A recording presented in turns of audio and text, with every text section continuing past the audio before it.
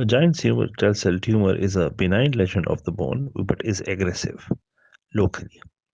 It consists of large multinucleated cells.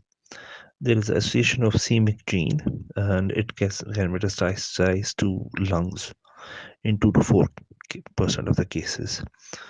Wrist and hand lesions have a more chance of metastasis.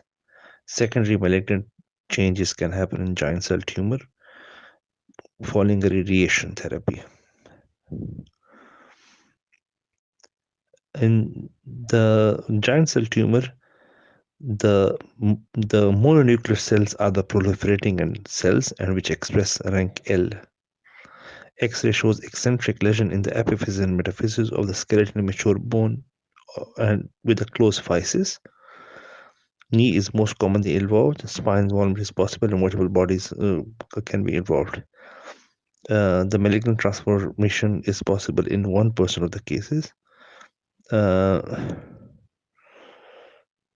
Regarding the treatment, a denosumab injection it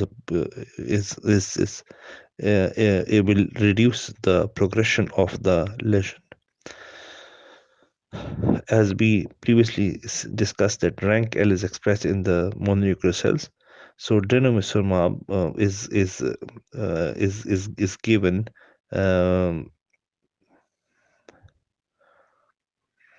at the dose of 120 milligram, and it should be given on day 1, day 8, day 15, and day 29, and then 4 weekly, and should be assessed by a radiograph to see that the lesion is getting smaller.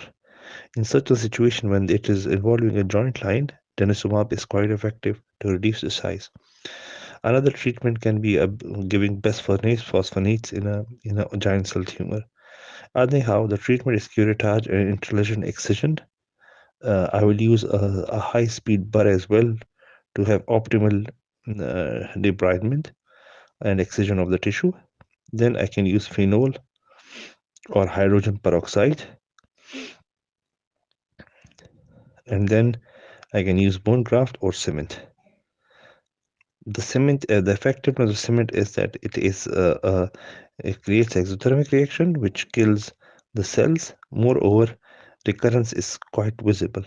So in case if it's a near juxta-articular surface involvement, I will prefer to use the bone graft near the articular surface, while I will use a cement in other parts like metaphyseal area.